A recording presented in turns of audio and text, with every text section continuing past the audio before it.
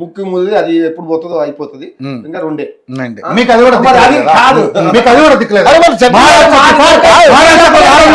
చెప్పలేదు కదా భోజనాలు చనిపోయారా భోజనాలు చనిపోయారు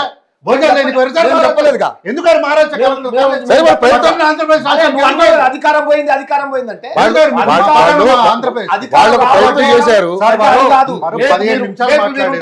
మీరే ఎవరు శాశ్వతం కదండి మీరు 10 ఏళ్ళు ఉన్నారు ఎవరు శాశ్వతం కాదు కదా మరి అందుకే అవన్నీ మాట్లాడద్దు నేనేమన్నా ఇప్పటికిప్పుడు ఓట్లు పెడతారు అని అంటే గతంలో మీరు మాట్లాడిన మాటల్ని రిఫరెన్స్ కి ఇచ్చిన ఎందుకులికి పడుతున్నారు ఎందుకులికి పడుతున్నారు మీరు కూడా మాట్లాడారు మేము ముగ్గురం ఎందుకు ఏమన్నా మాట్లాడినావా ఎందుకు మాట్లాడలేదు అందరికి ఇచ్చే టైం చూసుకుని చెప్తున్నారు వారు మాట్లాడి మేము మౌనం ఎందుకు అయితే ఇంతకు ముందు వారు మాట్లాడిన కోతలు కట్టింగ్లు కూల్చివేతలు అన్నారు కోతలకు కారణం కల్వకుంట్ల వారే కట్టింగ్లకు కారణం కల్వకుంట్ల వారే కూల్చివేతల కారణం కూడా కల్వకుంట్ల వారే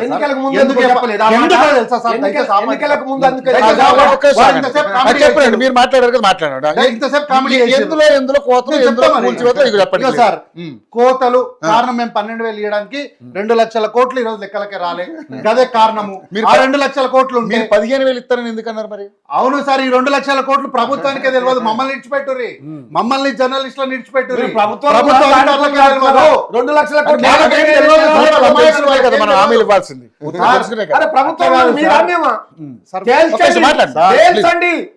తెలుస్తాం మీ లెక్క తెలుస్తాం మీ అంత తెలుస్తాం మిమ్మల్ని మొత్తానికి ఎక్కడ మీరు మొలకుండా వేస్తాం మేము ఆ బాధ్యత మేము కార్యకర్తలు ప్రజలు తీసుకుంటారు మీరు మేము చేపిస్తాం అది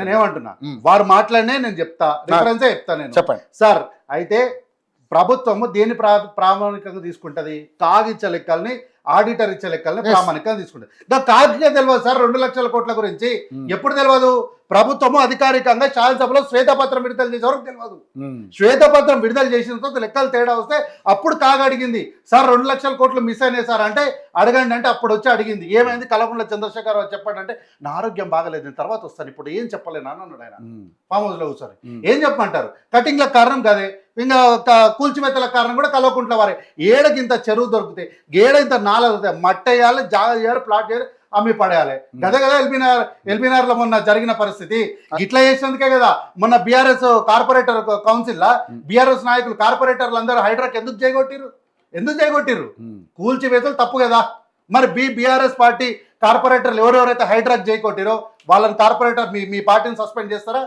చేస్తారా సస్పెండ్ దమ్ముందా మీకు అది కాబట్టి కట్టింగ్లకు కానీ కోతలకు కానీ కూల్చివేతలకు కానీ కల్వకుంట్ల వారే ప్రధానమైనటువంటి కారణము ప్రాజెక్ట్ ఈడ కట్టడానికి చేతగాలే కట్టిన ప్రాజెక్ట్ ఒకటి కూలిపోయింది దానికి మళ్ళీ వీళ్ళు పెద్ద మేధావులు పెద్ద మనుషుల్లాగా పోయి మహారాష్ట్రకు పోయి ఆ ఎస్ఆర్ఎస్పీ పని లేలో మేము బోల్ రైనా ఇద్దరు తూ లేలో అని ఆడ చెప్పిండు పక్కన పోయి ఆమె రోజమ్మ మంచి చేపల పులుసు పెడతాము తిని రాయలసీమ రతనాలు సిర కావాలి నాకు బాధ్యత ఉందని ఆడపోయి మాట్లాడొచ్చిండు ఇప్పుడు ఈరోజు వచ్చి చంద్రబాబు నాయుడు గారికి గోదావరికి బనకచర్ల గిఫ్ట్ ఇస్తున్నది వీళ్ళు మాట్లాడతారు ఎవరు మాట్లాడతారు ఈడ మిగులు నీళ్లు ఉన్నాయని మీరు తీసుకపోండి గిఫ్ట్ ఇస్తుంది వాళ్ళే ఇచ్చినారు సార్ వాళ్ళే ఇచ్చినారు బనకచర్లు ఇప్పుడు మా హయాంలో మొదలైందా వాళ్ళ హయాంలోనే కదా మొదలైంది ఆడపోయి మహారాష్ట్రలో పోయి ఎస్ఆర్ఎస్పీలో నీళ్లు తీసుకోండి అని చెప్పిండు కదా విన్నాం కదా మనందరం మరి రోజమ్మ దగ్గర పోయి కూడా మా దగ్గర మిగులు జలాలు ఉన్నాయని చెప్పారు కదా మన దగ్గర నీళ్లు ఉన్నాయి అనుకోండి తెలివైన ముఖ్యమంత్రి అయితే ఏం చేస్తాడు 4 ప్రాజెక్టులు కట్టి ఆ ఓడని వచ్చి మా దగ్గర నీళ్ళు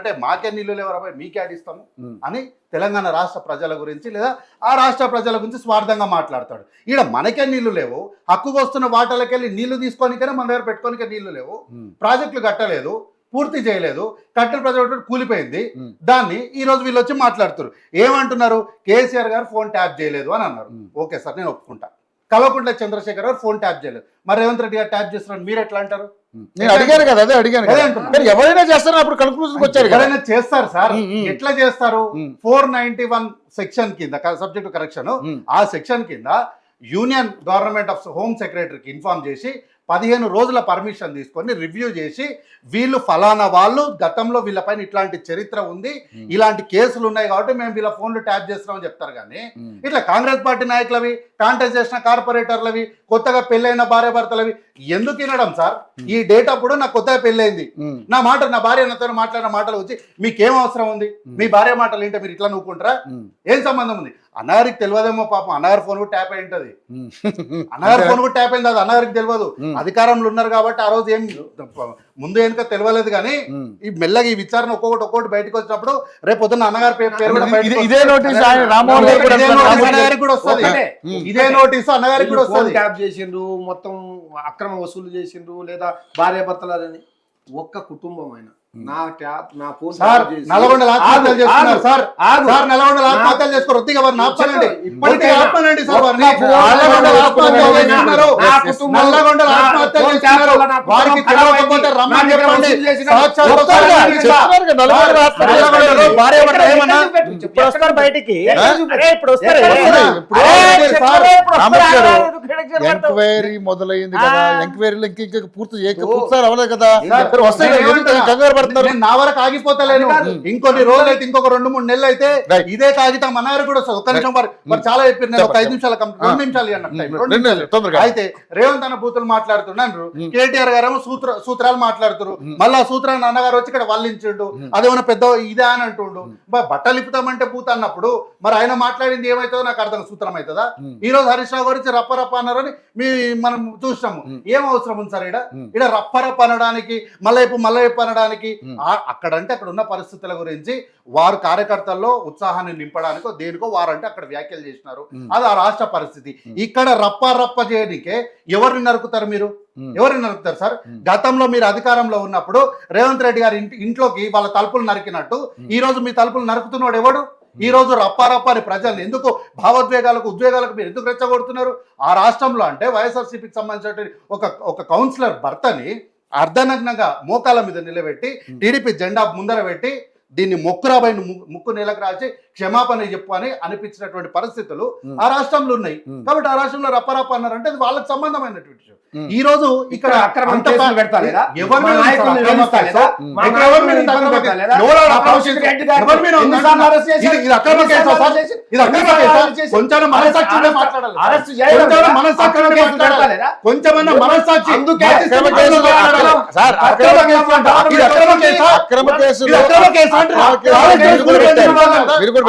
ప్రవర్తిస్తున్న వాళ్ళను మా గవర్నమెంట్ వచ్చిన తర్వాత ఎట్లా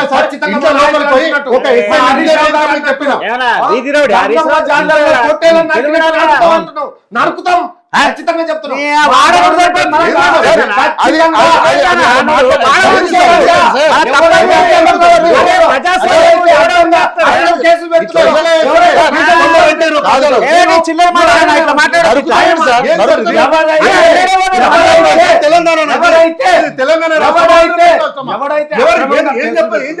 ఎవడైతే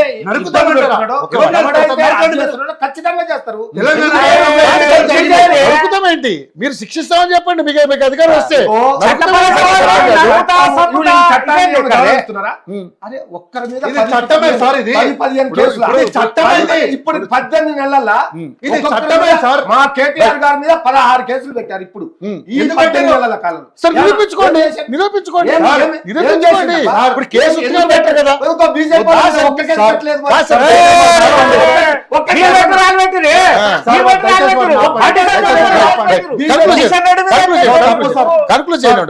వారు దాదాపు రెండు మౌనంగా కూర్చున్నాం. అయితే వారి మీద ఎవరి మీద ఇది అక్రమం కాదు, ఇది నిరూపించే కేసు. ఇది తర్వాత వీళ్ళు అప్పులు తెచ్చడం నీళ్లు తెచ్చినాం అని అంటారు. నీళ్ళు దానికి అప్పులు తేవాల్సిన అవసరం లేదు సార్. నీళ్ళు తేవడానికి అప్పులు తేవాల్సిన అవసరం లేదు. ఇక్కడనే మన దగ్గర ఉంటుంది, మన పాలమూరు ప్రాంతంలో జూరాల ప్రాజెక్ట్ ఉంటుంది. దాని ద్వారా మనకి ఇప్పుడు అందరికి ఈ వాటర్ అంతా సప్లై చేయడం జరిగింది. ఎట్లా చేసినాము? దేవరకథ నియోజకవర్గానికి సంబంధించిన జిఎంఆర్ గారు, పక్కనే ఉన్నటువంటి మక్తల్కి సంబంధించినటువంటి ఎమ్మెల్యే అయినటువంటి ఇప్పుడు మంత్రి అయినటువంటి వాకిటి శ్రీగారి గారు, జూపల్లి కృష్ణారావు గారు, సంపత్ కుమార్ లాంటి వాళ్ళు పక్క రాష్ట్రంలో ఉన్నటువంటి ముఖ్యమంత్రి సిద్ధరామయ్య గారి దగ్గరికి వెళ్ళి ఇక్కడ ఉన్న పరిస్థితులను, రైతులు ఎదుర్కొంటున్న పరిస్థితులను వారికి సవివరంగా వివరించినప్పుడు వారు నీటిని విడుదల చేశారు. చర్చలు జరిగితే వాటర్ వస్తాయి సార్, గ్రావిటీ ద్వారా వాటర్ వస్తాయి సార్. నీళ్ళ కోసం అప్పులు చేస్తారా సార్ ఎవడన్నా? ఏ చట్టం నిరూపించినాము, వారికి తెలియదు, వారికి ఏమి తెలియదు, వాళ్ళకు వాళ్ళ అమ్మాయిలు వాళ్ళ అమాయకులు వాళ్ళకేం తెలియదు. సార్, అయితే గోదావరికి వాళ్ళు మాట్లాడద్దు అసలు. కన్క్లూడ్ చేద్దాం. అయితే వాళ్ళు ఏదో హరితహారం అని కోనకార్ప చెట్లు నాటితే మొత్తం 2 లక్షల కోట్ల చెట్లు నాటితే నరికేయాలని చెప్పి శాసనసభలో ఎప్పుడో నారాయణ రెడ్డి గారు రూలింగ్ ఇచ్చారు. మళ్ళీ ఈరోజు గడ్డం ప్రసాద్ కుమార్ గారు మొత్తం వివరాలను తెప్పించుకొని చదివి చూసి న్యాయపరంగా ఇది నిజమా కాదా శాస్త్రీయంగా అంతే చెప్పి రూలింగ్ ఇచ్చారు ప్రభుత్వానికి. కార్పస్ చెట్లను నరికే చెట్లను నరికేమని ఆ చెట్లు నాటిన వీళ్ళు క్రీడా ప్రాంగణాలు చూపించి ఓపెన్ ప్లేస్ సార్. ఊర్లో ఎట్లుంటది, ఊరొక దగ్గర ఉంటుంది, పొలాలు ఓపెన్ ప్లేస్లు ఉంటాయి. అట్లా ఓపెన్ ప్లేస్ ఎక్కడుందో చూసి ఒక బోర్డు తలిగించారు. ఏమని, ఇది క్రీడా ప్రాంగణము అని వేసుకపోయారు పైసలు. ఒక బోర్డు కలిగించినందుకు తెలంగాణ క్రీడా ప్రాంగణం అని చెప్పేసి ప్రతి చోట చాలా చోట క్రీడా ప్రాంగణం అని బోర్డు ఉంటది. ఆడ క్రీడా ప్రాంగణం ఏడుందని మీరు భూతద్దం కాదు ఇంకా ఏం పెట్టి చూసినా అది ఏమి కనిపించదు, చెట్లు చామలు తప్ప. ఆడ దాని మీద కూడా ఒక్కొక్క క్రీడా ప్రాంగణం మీద సబ్జెక్ట్ టు కరెక్షన్ ఒక్కొక్క దాని 10 కోట్లు ఇసుకపోయారు. సబ్జెక్ట్ టు కరెక్షన్ 10 కోట్లు ఒక్కొక్క బోర్డు మీద బోర్డు పెట్టి 10 కోట్లు ఇసుకపోయారు సబ్జెక్ట్ టు కరెక్షన్. అయితే సార్ రైతు వేదికలు అట్లా తీస్తానికి ఇవన్నీ వచ్చినాయి. ఎప్పుడు ఇంకా ఇప్పుడు ఇలా తీసుకుంటూ పోవడం చాలా ఉన్నాయి. మరి సార్ తీసాము అట్లా తీసా 16 అక్రమ కేసులు ఇప్పుడు ఆకలి ఏడుపులు ఏడుస్తున్నారు. అయితే వీళ్ళు రైతు వేదికలు కట్టి కుక్కల కాపురాలు పెట్టడానికి ఇస్తే ఈ రోజు దాన్ని మొత్తం మరమ్మతులు చేసి ఈ రోజు రైతు వేదికల్ని నిర్వహిస్తున్న ప్రభుత్వం ప్రజాప్రభుత్వం. అయితే సార్ ఈ రోజు వరకు మేము 69 లక్షల మందికి రైతు భరోసా అందించినాం. 3 లక్షల మందికి పైగా ఇందిరా మిల్లు ఇచ్చినాం. 40 టన్నుల ఇచ్చినాం. మీకు అధికారికంగా ఇస్తా రికార్డు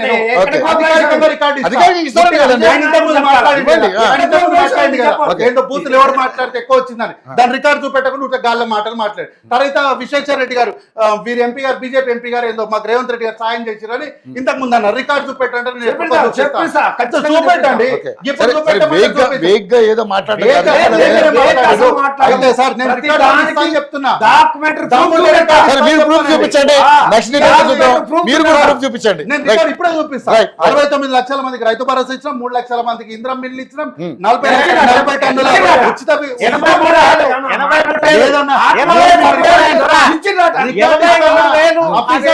రికార్డు ఇస్తానంటున్నారు కదా, చూద్దాం. రికార్డు ఇస్తాను. రికార్డు 83,000 ఏంటిది వాళ్ళు కట్టి మీరు కట్టి అన్ని ఇచ్చిందే. వాళ్ళు కట్టిందంతా మాకు సంబంధం లేదు. డబల్ బెడ్రూమ్ వేరు, ఇందిరమ్మ ఇల్లు వేరు. మేము 3 లక్షల మందికి ఇందిరమ్మ ఇండ్ల పత్రాలు ఇచ్చిన వాళ్ళకి లక్ష రూపాయలు ఇచ్చారా? మొత్తం 3 విడతలు ఇచ్చారా? ఇందిరమ్మ ఇల్లు గైడ్ లైన్ ఏంటి? అమౌంట్ ఎంత మాట్లాడదు. పూర్తి విషయాలు తెలుసుకొని మాట్లాడాలి. ఇందిరమ్మ ఇల్లు గైడ్ లైన్స్ ఏంది? మీరు బేస్మెంట్ ఒక్కొక్క నియోజకవర్గానికి 2,000 పైలట్ ప్రాజెక్ట్ లెక్క 2,000 ఇచ్చారు. 1,00,000 రూపాయలు మాత్రమే ఇచ్చారు. అవి జూన్ 2వ తారీఖు సగం ఇల్లు అయిపోతే దానికి గృహ ప్రవేశాలు కూడా అయిపోయినాయి. ఒక్క నిమిషం సార్. అయితే సార్ అయితే డబల్ ఇంజన్ సర్కార్ అన్నారు కదా, మనం ఎక్కువ దూరం పోదు. పక్కనే మన మహారాష్ట్రలో ఉన్న బస్సులు చూడండి, తెలంగాణ రాష్ట్రంలో ఉన్న బస్సులు చూడండి. మహారాష్ట్ర బస్సులు ఏడంటే ఆడ తెలంగాణ రాష్ట్ర రోడ్ల మీద ఆగిపోతే మళ్ళీ మేము పోయి నెడుతున్నాం. డబల్ ఇంజన్ అనుకున్నటువంటి సొంత కార్యకర్తలకు చెప్పులు లేనటువంటి వాళ్ళు, నాయకులైనటువంటి వాళ్ళు ప్రజలకు ఏం చేస్తారో కాబట్టి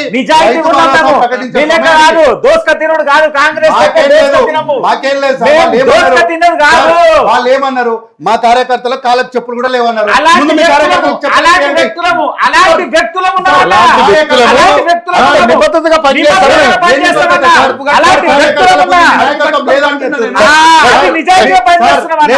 మీ నాయకత్వానికి ఆ నిబద్ధత లేదు. మీరు మీ సొంత సామిల్ గారు ఏ పార్టీకి ఎంత నిబద్ధత ఉన్నది అనేది ఇప్పుడు స్థానిక సంస్థల ఎన్నికలు తేలిపోతాయి. నాయకురాలు వచ్చినప్పుడు సాధారణమైనటువంటి వ్యక్తి సాధారణంగా బట్టలు ఉంటది.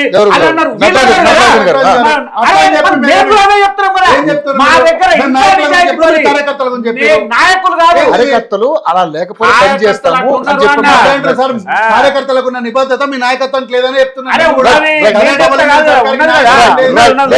అయితే రైతు భరోసాగా మేమేదో పైసలు వేసినాము ఇప్పుడు ఎలక్షన్లు కోర్టు ఈ రోజు చెప్పింది 30వ తారీఖు.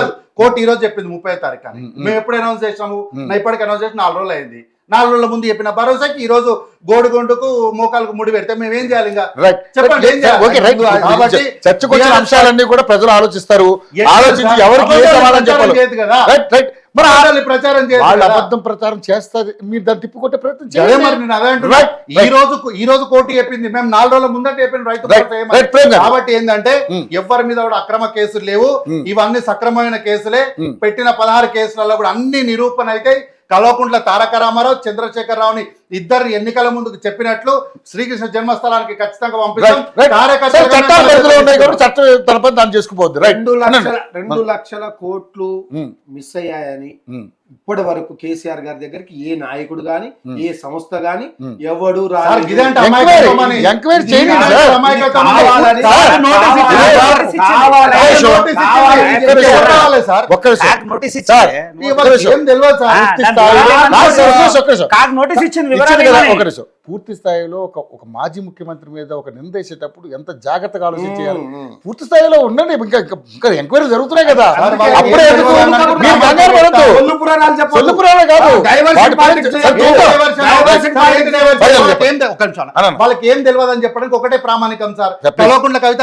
లెటర్ రాసినప్పుడు వీళ్ళందరూ ఏమన్నారు ఆ లెటర్ మా అక్క రాయలేదు ఆ సంతకం మా అక్కది కాదు అన్నారు. తీరా ఆమె క్లాస్ చేసింది. వేరే రాయలేదు కాబట్టి రైట్, రైట్. వీళ్ళకి ఏం తెలియదు సార్. రైట్, అమాయకులు. రైట్. ఫైనల్ చెప్పండి అన్న. నిజంగా అంటే ఇప్పుడు యాక్చువల్గా ఏంటంటే నిజంగానే డబుల్ ఇంజన్ సర్కారు నిజంగానే వాళ్ళంటే ఇప్పుడు సార్ అన్నట్టుగా కానీ కోటేశ్వర గారు అన్నట్టుగా కానీ వీళ్ళు అన్నట్టుగా ఏంటి డబుల్ ఇంజన్ సర్కార్ వల్ల ఎవరికి ఉపయోగం జరిగింది అయితే మీరు మాటకు ముందు డబుల్ ఇంజన్ సర్కారు మాట తర్వాత డబుల్ ఇంజన్ సర్కార్ అంటారు సార్ ఉచిత హామీల పట్ల పూర్తి జాగ్రత్తతో నిబద్ధతతో పనిచేస్తున్నటువంటి